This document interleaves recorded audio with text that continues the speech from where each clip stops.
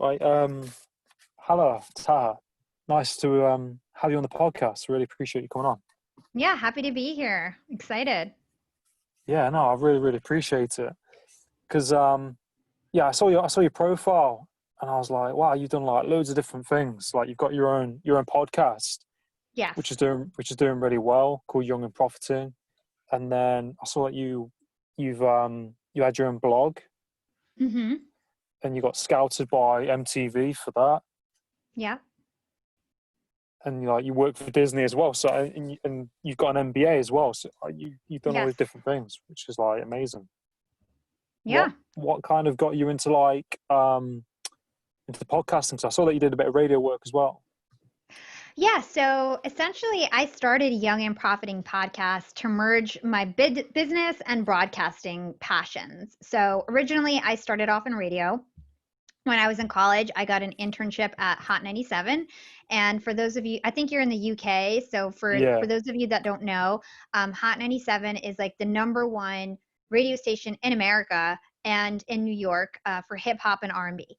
And so when I was just in college, I got an internship at that station, and I ended up working myself up to be the top on-air personalities assistant. And so Wow. I was Angie Martinez's assistant. And at the time I was working at Hot 97, I actually dropped out of school for a period of time, and I worked there full time. And I would also have online radio shows on the side. And I would record commercials for the radio station. So I didn't have my own show on Hot 97, but I would prepare all the research for Angie, and she would interview like huge celebrities, J Lo, Drake, Beyonce, and like those were the people I would be researching for her and helping her come up with her content. And then I would host online radio shows on the side with some of the younger DJs. So a lot of the DJs that are on that station now and are really big, those are like DJ Drewski, DJ Juanito. Those are people that I used to have radio shows with. And then Mm. now they stayed at Hot 97 and stayed on that path, and I took a different path.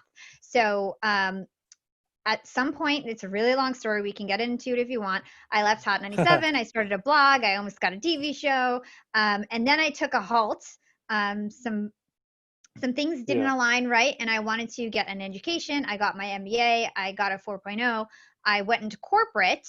And then 5 years, it was a 5 year break from when I left the entertainment industry and just focused on my corporate career. I took 5 years to really build my wealth, to build my skills, to Mm. have a sustainable career.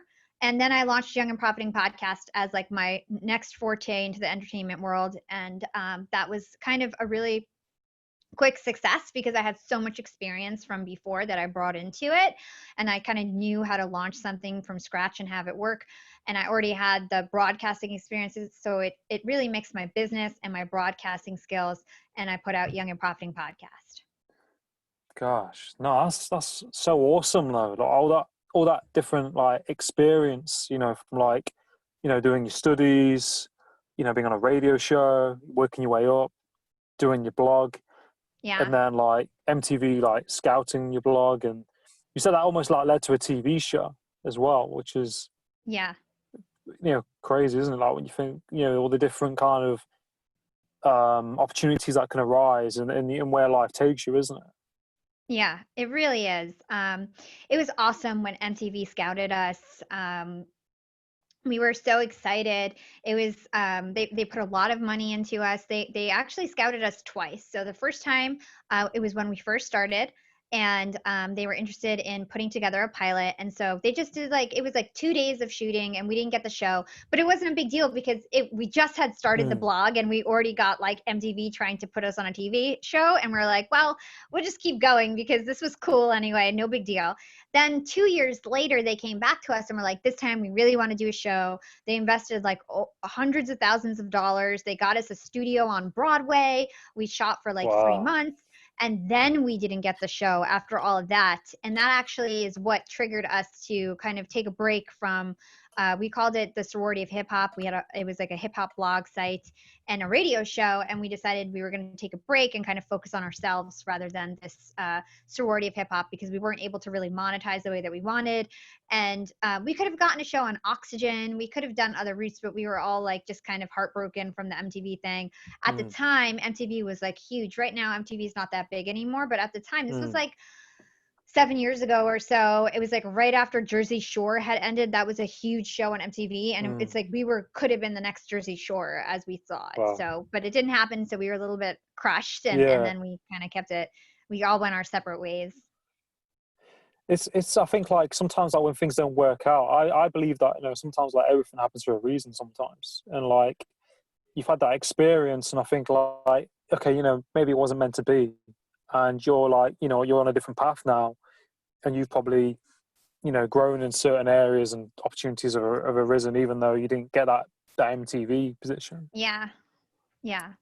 Yeah, I totally agree. I think everything definitely happens for a reason. I think that I was immature. I didn't really know how to lead properly. And I think that once I actually got to step away, I was brought to be like such a young leader. I was like 25 years old leading 50 women, and that was a lot Jeez. of pressure, like, Wow. like, and had all those girls looking at me to they wanted to be famous, they wanted, and like kind of riding on my coattails. I was the one like building the websites and teaching everyone how to blog, and there were certain girls that were really good at like hosting parties and like doing that thing. But at the end of the day, it was like me and like maybe like four other main girls, and then we had all these other girls underneath us, and it was just like a lot of pressure, and I wasn't the best leader. I didn't have enough experience. So now I run a team of 10 people, and I feel like I'm a way better leader because I Mm. had that corporate experience, and I got to learn from other like managers and learn about processes and learn about project management. And I had no idea about that before. I was just kind of like shooting from the hip all the time, especially when I had Mm. that blog. I was just really good at marketing and kind of Mm. just like parlayed this whole thing out of it. Um, so yeah, I think that everything definitely happens for a reason. And I think that I was able to grow my skill set in different ways. And then now with Young and Profiting, I get to connect the dots. I bring in all the marketing and blogging and video editing Mm. and graphic design and web design, even that I did when I was younger, when I had the blog site, and I've merged it with knowing more about business and knowing more about finance and knowing more about just life in general. And I've put together like Mm. a new product from stacking all these skills. And so I think it's really important to get different experiences. And Mm. that's what I always try to do. I'm always looking for ways to learn. Mm. Yeah, no, that's really inspiring, I find, and really like, you know, motivating to hear you talk about that. And I find that that's a really good point you made, like always looking for new ways to learn, because I think some people are afraid to step out of their comfort zone. They're not willing to, you know, learn new things. Yeah. They some people don't know what route to take, and like you've just kind of just jumped into it. Yeah. So I'm never like afraid to learn new things. Nowadays, everything is available on YouTube. I learned how to build websites by myself. I learned graphic design by myself. I learned how to launch a podcast by myself. Everything is there if you want to look for it. You can go ahead and take an online course, or you can just Google and piece things out together. And I was just talking to like a number one podcaster on my podcast. Her name is Kathy Heller. She hosts a Mm. podcast called Don't Keep Your Day Job. And she's like a millionaire. She literally has like a number one podcast on Apple. She is like, I have a big Wow. podcast. Her podcast is 10 times bigger than mine. Wow. And um, she always says, like, just start messy. You don't need to be perfect. Start Mm. messy. And like, that's what I think people are really afraid of just getting started. They're afraid of failing. And it's okay to just start somewhere. If you Mm. start a podcast, your first episode is probably going to suck, but then you'll get better and better. Whatever you're trying to learn, you just have to start, put something on the table. And, if you're scared, a trick that I like to use is do it for 10 minutes. Do it for 10 minutes. And after 10 minutes, it will start to feel more comfortable and not so scary. You might end up doing it for a few hours. So if it's a matter Mm. of learning a new skill, try to just look at online videos for 10 minutes, Mm. give it a shot and see how it goes. So I think people are really scared of learning. A lot of people also think that they're too old to learn something new. But Mm. you've got to realize that you're never too old to learn something new. Learning has no age. Mm. Yeah. No, that's a really good point. Like, and I think as well, like people sometimes compare themselves to what other people are doing, probably as well. Like how other people's podcasts are, and they might think, "Oh, mine's not very good," because oh, look what that person's at. And it's like, well, everyone has to start from somewhere, don't they? Like you said, and then there's no specific like limit on age that can stop you from doing it. Yeah. Yeah, for But sure. I mean, it's just a matter of if it aligns with your values and it's something that you want to do, it shouldn't necessarily matter how many people are going to find it right away. If you're helping people, you will find an audience that is willing to receive that information. So it's like as long as you're providing value and you feel mm, that you have an audience that could learn from you in any way or learn from the guests that you have on your show, there's no reason why you shouldn't start a podcast. Especially mm, if you look at it, all the top podcasters, they actually aren't celebrities. Most of the celebrities that launch podcasts, they don't really get anywhere because people aren't interested to just hear like the same regurgitated news that they hear on TV on a podcast. That's yeah, not how it works. They also might not want to hear from a celebrity on a podcast. They want to hear from regular people who start their own thing, who have an opinion or perspective.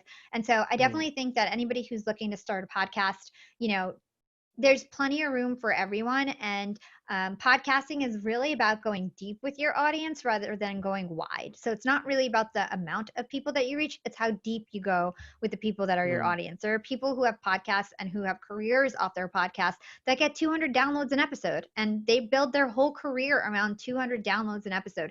You don't need millions of downloads to be a mm, successful podcaster. So that's definitely something to think about. mm, yeah. No, it's definitely key, isn't it? And like you said, it's not about how wide you go; it's about how kind of like deep you go, like with the topics and what you talk about, isn't it? I Yeah, suppose. and also just like connecting with your audience and getting to know Mm, them on a one-on-one basis, having a conversation with them, knowing what your listeners do for a living. And then yeah. they'll start to reciprocate and they'll start to trust you and they'll buy from you, you know? So it's like you don't Mm, need 10 million clients. You might need 100 clients. So how do you get like 100 people to listen to your podcast and want to buy yeah. from you, right? That's all you need. Yeah. And like you said, it's that about providing value, isn't it, to the audience? And I think that's one of the things that's key, isn't it? It's not about you and yourself, getting like recognized, is it? It's I've seen some people's podcasts and they'll go on about, subscribe, pay for this, pay for this. And Yeah. if you're providing value to people and they can take something from it, I think that's very key, isn't it? And I bet if you had people on your podcast who've probably gone on to do their own podcasts, or you've like inspired people to like do podcasting, because I know a few people who've been on mine, or I know people who I know, and then they've gone and done their own. Yeah. I mean, I Not too much. I actually have pretty big guests on my podcast, so they yeah, either yeah, already have their own already podcast have or one. like they're doing like, they're a best-selling author, they're a billionaire, like CEOs. They're not really Yeah, like starting their own podcast because of me, but I've definitely influenced a ton of listeners and a ton of my LinkedIn following to start their own mm, podcast. Hmm. yeah. No, I really like your podcast. I was watching it. I was watching a few episodes earlier, and you had that Evan Carmichael. Evan Carmichael. Hmm. Yeah, he's Yeah, great. yeah. I think I've seen some of his quotes. He's got a book, hasn't he? He's got a book. He's got a YouTube channel. He's like a number one YouTuber. He's got like over like 3 million subscribers on YouTube. So he's really big on YouTube. And then yeah, he does have a blog and I think he has a podcast too. I can't remember if he has a Yeah, podcast. yeah. No, I really like what your podcast is about, and it's really like positive and like uplifting. And you've got so many like varied people on there as well, like doctors, Yeah. authors. So my podcast is all about helping people grow financially and professionally, no matter what Mm, age or industry they're in. I have, like I mentioned, best-selling authors, CEOs, billionaires, really high mm, caliber mm, guests. I like to. I'm really proud of the guests that I've secured on my show: Mark Manson, Robert Greene, Jim mm, McKelvey. Jason Pfeiffer, like these are huge names, especially in the mm, business world. And so I've able to secure them on my show mm. and basically try to pull out actionable advice that can help people in their business or personal lives. Yeah, So that's the point. yeah. No, it's key, isn't it? I mean, I think like, you know, I find podcasting amazing and like connecting with people, and I find that you learn so much about yourself as well by doing it, and Hmm. by about other people and seeing other people's perspectives. And I find it as well because I did it over lockdown. You know, since the pandemic, I used to do like, you know, one a week or something like that, and I just thought I'd do it in my car, so I just started doing that, and that's where I do it. That's where I do it from because it's, you know, pretty quiet. Yeah. Um, and yeah, I used to always like to hit the ground running and get things right. Where it's a process, isn't it? Podcasting, it's Yeah. a process. Hmm. Do you have a question about that? Like Yeah, yeah. I like was what my process is? Yeah, yeah. Did you think that it would take off? Is there any like setbacks or like thing that you struggled with when you did it? Yeah, so when I first started, I was by myself. I didn't have a team. And I started off with like a really complex format. So when I first started off, I would interview like 3 or 4 guests at a time. Then I would chop up their audio, piece it all together, and like narrate in between. And so it was very complex, and it would take me like a whole month to put out an episode. And if you're a Wow. podcaster, you may know that if you want to keep the momentum, you need to put out at least 1 episode a week. You really should be putting out 2 to 3 episodes a week if you want to keep the momentum. And so for me, I obviously, when I first started, I wasn't doing very well. My friends and family would listen to my podcast, probably compared to most people's podcast launches because I had like a decent following. It did pretty well, but for my standards and for me having such a big like blog in the past and everything, I wasn't really like, this is not working, right? I need to do something different. So then I changed my format to be more simple. I just do like a one-on-one interview. I do a lot of upfront research and work. I outline all my questions. I know the flow of my show. I do a lot of upfront work so that when I do have the episode, I know exactly what I'm trying to get out of my Mm, guest. And so that I mm, know I'll put on a great show without mm, necessarily so much post production. And so I feel like I still have quality content, but it's a lot less work because before I kind of was just interviewing so many people and then I had to connect the dots and think about what did this person say that relates to this and like can I mm, just and it was just like a lot of work. So now literally I am kind of a pro at interviewing people at this point where the video is barely edited and then uploaded and same with the audio. It's like putting the intro, the outro, and like everything else is kind mm, of just done already because I've done so much upfront work to study my guest, to come up with mm, great questions, to get value out of the episode. So mm, um, the process, I have a very complex process when it comes to securing guests, when it comes to writing my script, like my research. Nothing scripted, but I do have questions in advance and things like that. mm. Hmm. Yeah. No, that's great, and I think like it's so important, isn't it, to like be prepared on that aspect and do that research. Um, you know, because I do a bit of research and as well, and I make like bullet points. And I remember when I first started doing that, I never used to do that. So just dive into it, and then after I was like, you know, I need to start researching because. But I find that sometimes people, I've done some podcasts where I've just free flowed and not had any bullet points, and it's kind of gone quite well. But I think it depends who that is sometimes. Yeah, I think it just depends on your style. I think everybody has a different style. For me, my podcast like isn't about myself. It's really Mm, about trying to get an expert. I have mm. people that are like really busy and it would be like offensive if I didn't know about their if I was just like, "Hey, like so who are Yeah. you?" And like that wouldn't fly in my world, you know? It's like I need No. to show my guests like respect. I have people who are probably get paid $10,000 for an hour and I'm Mm, taking that hour from them. I better know about their lives. And for yeah. me, I try to make sure that I'm getting like the best thing out of my guests that my audience would want to hear, not something that they could hear on any other podcasts, Mm, going deeper on specific topics, but also mm, making sure that I get like that piece of information that I know will help my audience so much. And so that's why I do my research. But I think everybody has a different show format. For me, my show mm. is really educational. It's not just like shooting the shit like Yeah. what's that famous podcaster? I can't even remember his name Joe right now, Rogan. but he's the biggest one. Joe Rogan. Yeah, it's Yeah, like yeah, that's yeah. not my show. My show is like really No. educational and Mm, about like getting rich and having like a profitable life, both Yeah. personally and professionally. So I really just try to get educational value out of my guests, and that Yeah. definitely takes upfront research. But Yeah. to each their own. I think everybody has Yeah. their own style, right? Yeah. No, I agree. That's it. And you've got to be yourself, haven't you? Like you can't try and be like, you have to be yourself. It's more like authentic. You've Yeah, got your own definitely. style. Hmm. Like, who would you say like your role models are? If you have Yeah, any I role mean, models. in the podcasting world, I definitely look up to Jordan Harbinger. So he was actually on my show. He's one of the top podcasters. He used to be on The Art of Charm, and then he left that show and started the Jordan Harbinger show, and it's been going really well. He's so smart. So, like, I love learning from him. He's become like sort of a Mm, mentor. So, Jordan Harbinger for sure.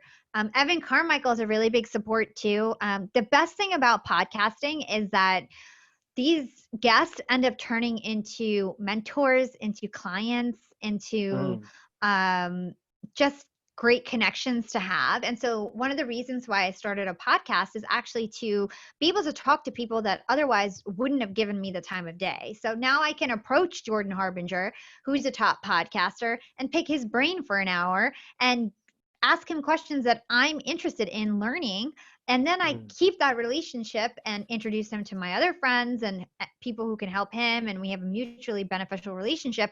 And then I've like expanded my network with like such highly influential people. It's amazing. So like, it's like that's one of the best reasons to start a mm. podcast is to actually make relationships with people who otherwise would not have the time for you. Yeah. Yeah. No, I completely agree. Like, I think like you make so many connections, don't you? And I think that's like one of the positives through it because you kind of you could become friends and to build Oh those connections, yeah. and then those connections that you make, other people might then connect with them, and it just Yeah. kind of goes from there. Yeah, I mean, like I said, some of the people that I've interviewed, Jordan Paris, Mark Metry, Quentin alums, those are my friends. They're like my friends and people who we support each other on social media. We throw each other opportunities. We look out for each other.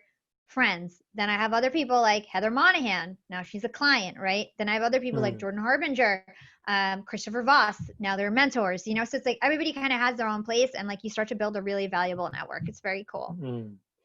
Yeah, no, it's really inspiring. What you've done and what you've built, and I think like all the experience that you kind of like had is kind of all kind of comes together, doesn't it, in some way? Yeah. So I talk about this concept called skill stacking, and I think that's really important for everybody to understand. So I had this guy, his name is Scott Adams, and Mm. he introduced me to this concept of skill stacking. He was on my podcast, and he's like a world famous cartoonist. Have you ever heard of the cartoon called Dilbert? It's It's like American. that. I It's have like heard a of it. it's like a little guy with like funny hair, and he's like in a business setting, and he's always on his Yeah, yeah. computer, and like so it's very famous. It's like one of the biggest syndicated in like 50 across 50 countries. Like all this, like it's Wow. a huge cartoon, right? So this guy, he talks about skill stacking, and it's because he was in the business world. He wasn't the best drawer. Mm, He was funny. He wasn't the best writer. Um, and he knew business. He was a good drawer. He was a decent writer. And then he started this cartoon. It became number one biggest cartoon in the world, right? Other than like the Snoopy Sponge, cartoon. So SpongeBob. yeah, so it's like it's a comic. Sorry, it's a Mm, comic, like one of those comics.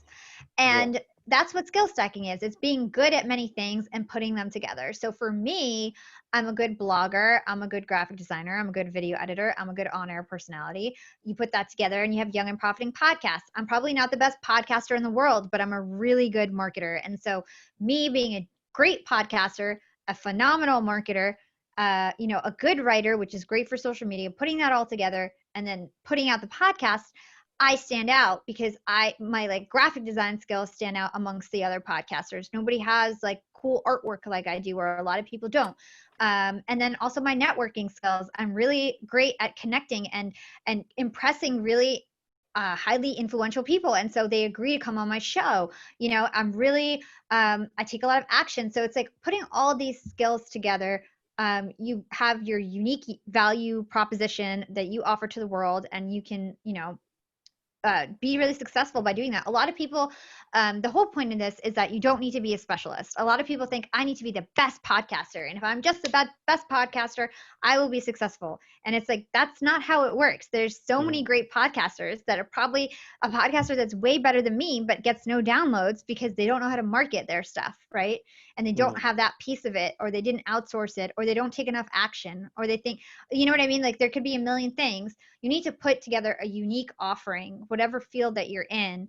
And you can take different skills from different experiences and layer them on top of each other. So that's why having experience is so important, because you want to be unique. You don't want to just be a specialist that knows one thing, because you need multiple layers of experiences and skills in order to be successful.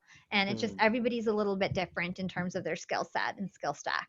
No, that's exactly it. And I think, like you said, um, with what you do, you're not just doing the podcast. You're like, you're marketing it. You're building connections, networking.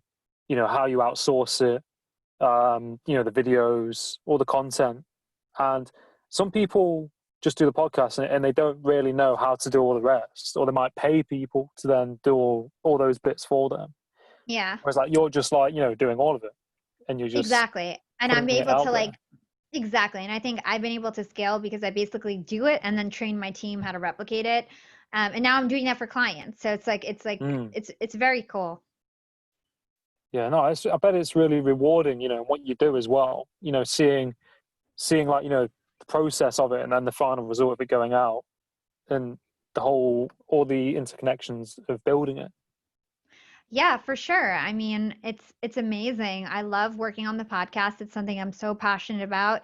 I have an amazing team, and it's all about building proper processes, being organized, having a brand, a vision, a voice, and just Mm. like repeating it so that you can scale. Yeah, yeah, no, exactly. Do you have any favorite books at all that you like to read? Um, These days, I don't have that much time, so I do a lot of research for my guests. So I typically read the books preparing for my guests. So I just read Don't Keep Your Day Job by Kathy Heller. It was amazing. And I Mm, usually read the books that of the people who are coming on my show. So I can't say that I have like a favorite book. mm. My favorite, or say I can't say I have a favorite recent book. My favorite book of all time is The Like Switch by Dr. Jack Schaefer. He is an ex FBI agent. He was my first Oh guest on wow. Young and Profiting podcast, and I actually reached out to him because it was my favorite book, and I told him like, it's my favorite book. I really listened to it like 10 times already. I would love if you could come on my show, and he agreed. So that's another thing that you guys should take away from this is like, you don't get anything if you don't ask for it. And something that Mm, I'm really good at, and I think the reason why I've achieved a lot of success and all of my different endeavors that I've done is because I ask. I'm not afraid to ask. I'm not afraid to get mm, rejected in any situation. Rejection is just a redirection, and you don't need to be afraid of being rejected. And you've got to ask. You've got to ask for what you want. mm. Yeah.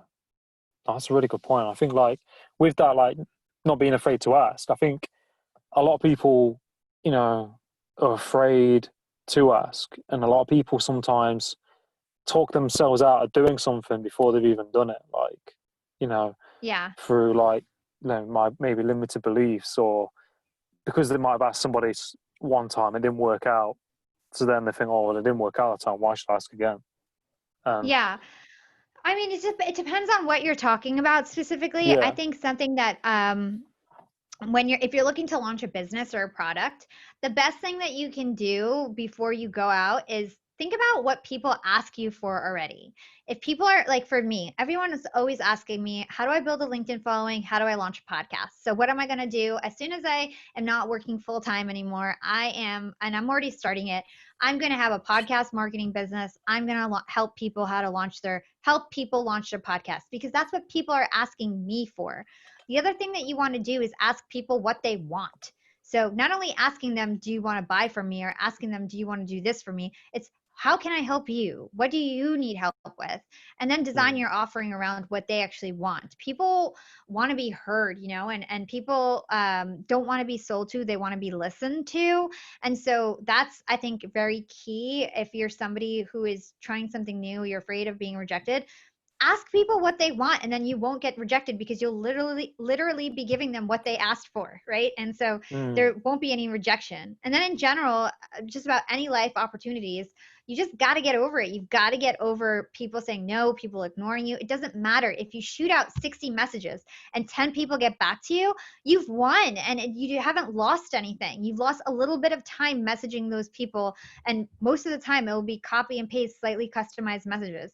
When I ask guests to be on my show, 70% of the time they say no or they don't respond. But then 30% of the time they say yes. And I shoot for the stars. And so I have 30% of the stars that I requested, you know? And so it's like you Mm. just have to ask. And you have to have also like a quality product. You have to have, like, you can't just like talk the talk, you've got to walk the walk. If I didn't have great quality show and I didn't prepare for my show, nobody would come on. But I've been able to secure high caliber guests from day one, and then I put on a quality show, I promote it so it's worth their time, and then I keep asking more people to come on my show. So it's Mm. really about making sure that A, you ask and you're not afraid to ask, and B, you can stand behind your word and have people respect and trust what you do. Mm. Yeah. No, that's it, exactly. Yeah, And I applaud you for what you're doing. I mean, I think it's really, really great what you're doing, and the content that you make and the content you put out there, and thanks, that Adam. that no, you're welcome, and that work ethic you have and that drive to just do it and see it through and to succeed, and to just keep going. I mean, Yeah. it's really inspiring, and I think like that's the thing. It's taking your time. It's your time, isn't it? Putting your time out, providing value to the other person. Yeah.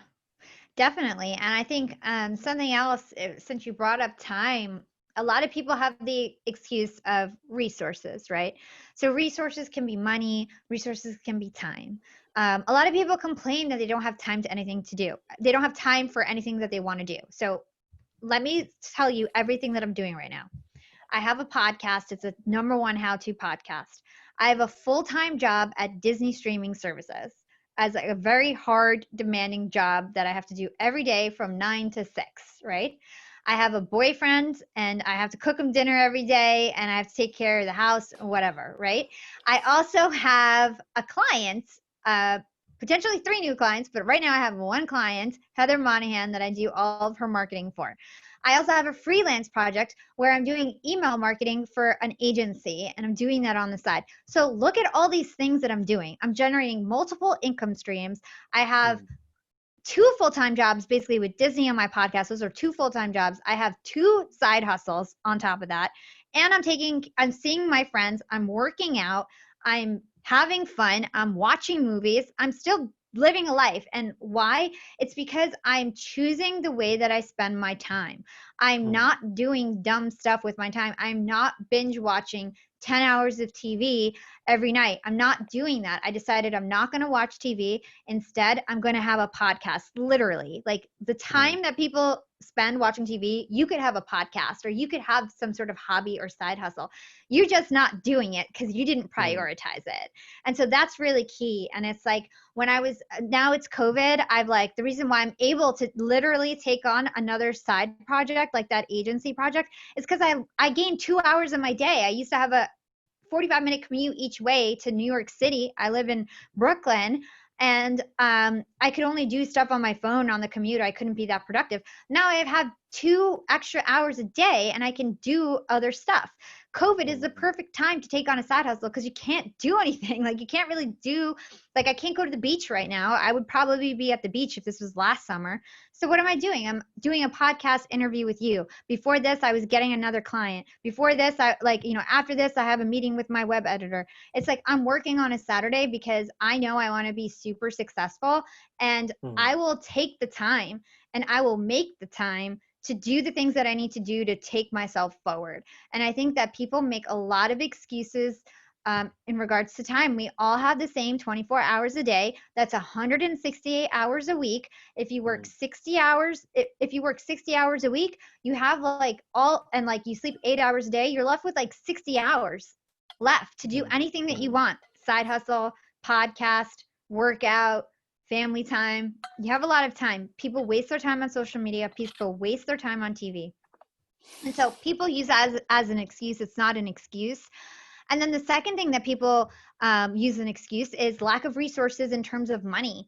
And that's also an excuse. It's actually an advantage to be resourceful. So it's like a mm, lot of the things that I did with my podcast cost no money. Shooting mm, somebody an email and finding their email address costs no money. Creating a social media post costs no money. I created 50K followers on LinkedIn and generated that many followers in like a year. That cost no money other than like eventually I started getting a video editor, and that happened all later. And my best videos are, selfie videos I took on my phone for 5 minutes, right? So it's really all about your action and your mm, willingness to be creative.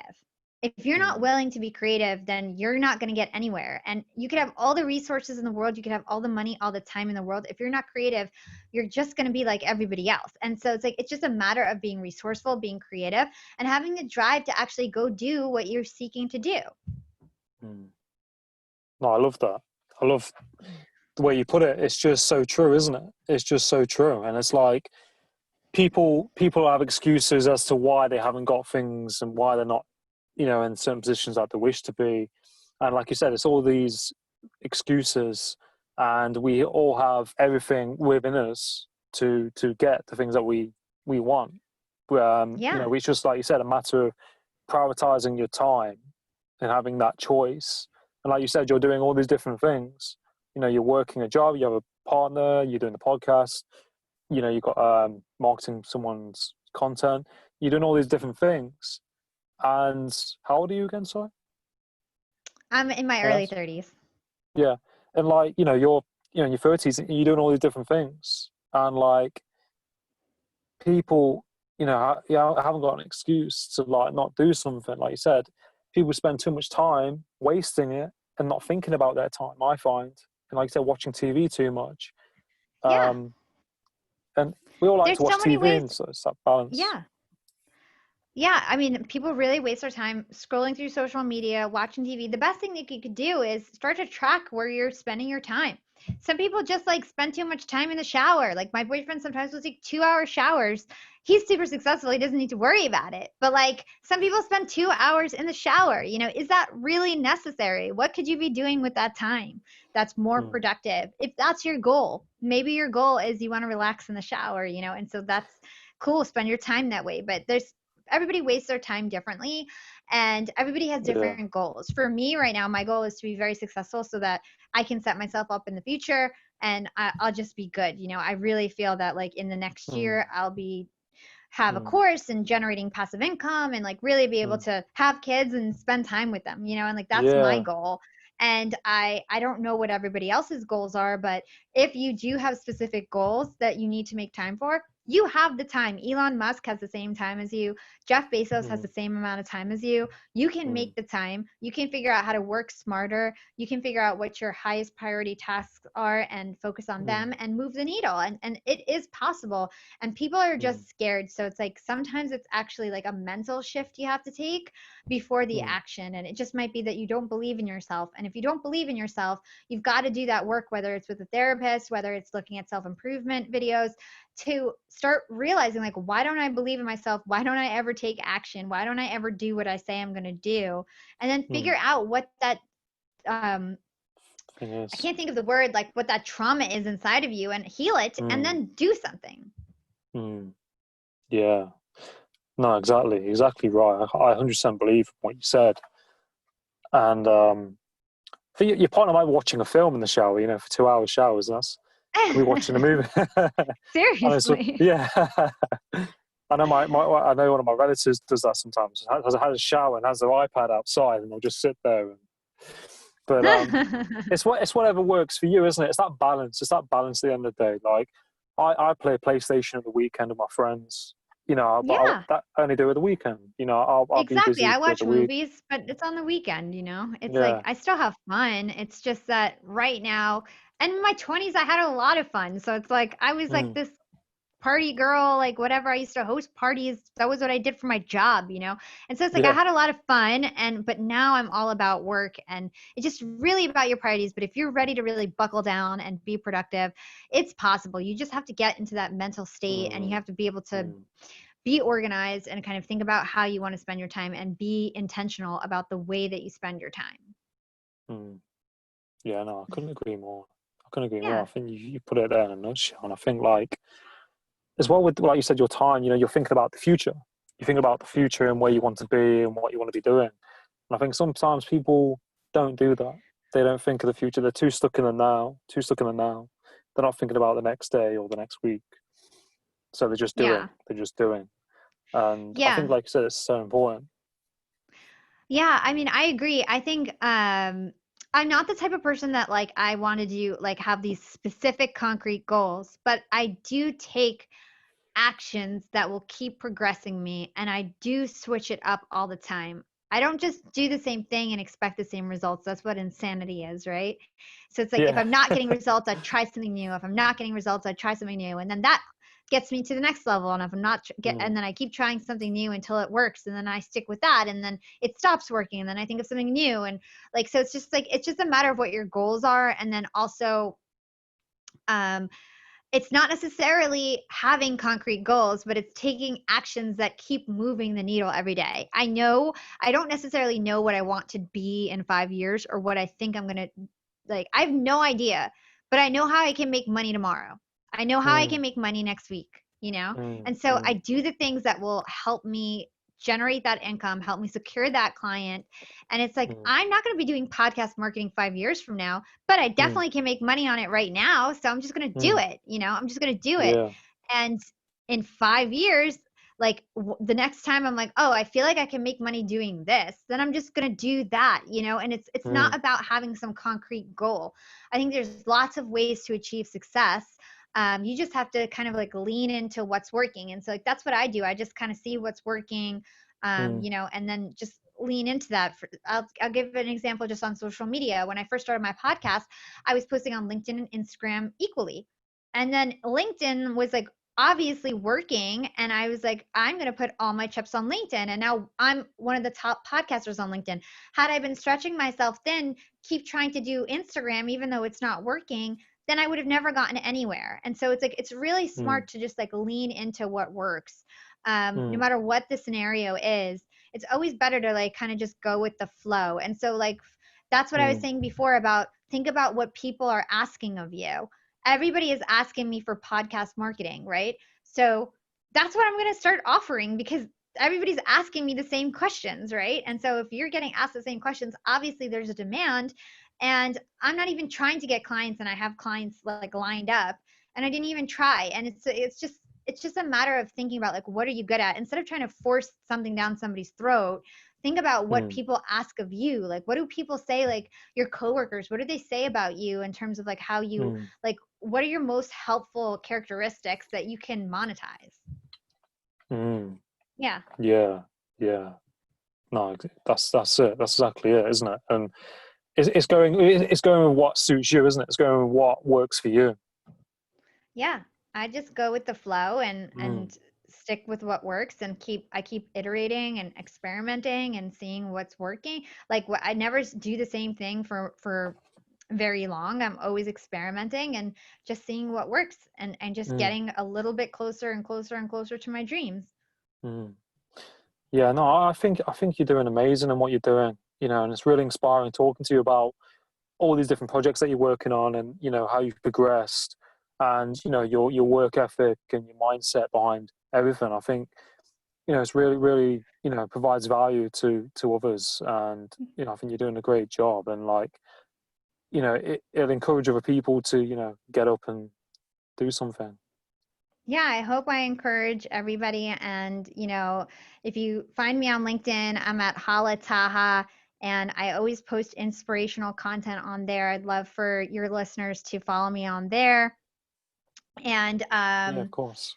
my podcast, Young and Profiting, we're always interviewing the brightest minds in the world. So lots of value there. The podcast is not about me at all. It's all about the expertise that my guests have in their mind that I try to Mm, bring out for you all. yeah.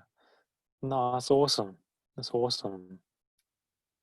And I think like, with what you're doing as well, it's so positive, and it's, I think it's very much needed, in times of what's been happening as well. And I think, a lot of people can take a lot from it in your work that you're doing. For sure. Yeah. I mean, I do this really for my listeners. I don't make much money off my podcast.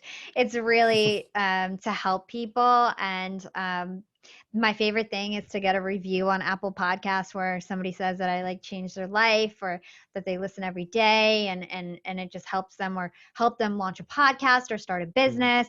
And to mm, me, that's like the biggest reward is just to have my listeners find value in my content and take action based on the content that I provide. So that's yeah. like the biggest blessing in the world. And I feel that the world is reciprocative of what you put out. And so I feel like I put out value and content and I get so much opportunity back at me for doing good for the world. Mm, So mm, it's very fulfilling. yeah. No, it's really great. And I think like it's that definitely that yin and yang, isn't it? What you give out, you get back. Totally. Yeah. Completely. Hmm. But but no, it's been great talking to you, Taha. It really, really has. I really, really thank you for coming on the podcast. I really Of appreciate you course. responding to me, and Yeah. in the emailing really means a lot. Of course. Well, I wish you luck on your podcasting journey. Kudos to you for doing your episode in your car. That shows a lot of grit and that you're taking it Yeah. seriously. So I'm really proud of you. You probably don't have a quiet place at home. And so you're just doing it in your car. That's the Yeah. type of thing that I'm talking about when it comes to creativity. That's creative, like Mm, you could have just been like, you know what? I have no place to record, but you're like, I'll just do it in my car. Like that's being creative. And that's what's going to get you to the yeah. next level. Thank you. Thank you, Taha. It Yeah, really, really means a no lot. Really problem. appreciate it. Thanks. Thanks, Adam. Yeah. Take care. Have a nice day. All the best. You too. See you later. See you.